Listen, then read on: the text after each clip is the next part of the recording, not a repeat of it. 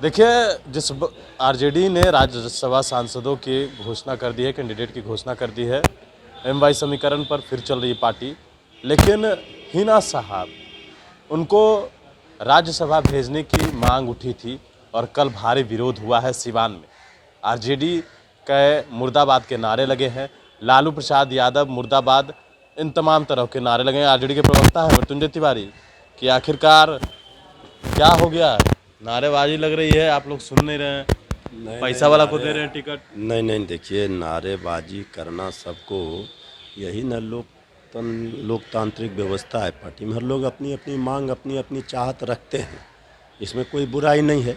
लेकिन 2 ही सीट है और 2 सीटों पर आप देखेंगे हमारे दोनों उम्मीदवार, चाहे शिक्षा हो, चाहे योग्यता हो, चाहे राजनीतिक समझ हो, कार्यकर्ता हो, सब रूप से संपन्न रहे हैं। कार्यकर्ता के रूप में, विधायक के रूप में, नेता के रूप में। तो इसलिए जब पार्टी ने तय किया, सिवान में विरोध हो रहा है। भाई देखिए, विरोध तो देखिए हर लोगों को अधिकार है, लेकिन ये बात सब लोग समझ रहे हैं कि पार्टी ने जो तय किया उम्मीदवार, उस उम्मीदवार में कहीं कोई सवाल खड़े नहीं किए जा सकते। कहा जा रहा पैसा वाला को टिकट दिए है। नहीं, अरे कहने का तो हम लोग तो कुछ भी कहेंगे, जहर भी पीते हैं तो कहते हैं कि अमृत पी रहे हैं। अरे हम लोग तो आदरणीय लालू प्रसाद जी ने, राष्ट्रीय जनता दल ने तो ऐसे ऐसे लोगों को सदन भेजा है, लोकसभा, राज्यसभा, विधानसभा, विधान परिषद, जो इतिहास में किसी ने नहीं किया होगा। समाज के अंतिम पंक्ति में बैठे व्यक्ति को भी सदन का। इसलिए यहाँ देखिए, सभी चीज़ों को देख करके पार्टी तय करती है, निर्णय करती है। तो जो हमारे दोनों उम्मीदवार गए हैं, शिक्षित हैं, योग्यता है, उनमें राजनीतिक सूझबूझ है, सभी तरह से ठोक ठटा करके फैसला लिया गया है पार्टी के हित में। अच्छा, आरोप तो ये है आप लोग पर कि एक फैमिली और दूसरा फाइनेंस, इसी के लिए भेजे हैं। देखिए, ये सब तो आरोप किसी को भेजेंगे, आपको भी भेजेंगे तो यही आरोप लगाए।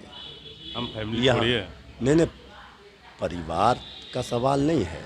सवाल है कि कोई भी अगर राष्ट्रीय जनता दल उम्मीदवार तय करेगा तो फिर विरोधी कुछ न कुछ हर बार देखेंगे आप।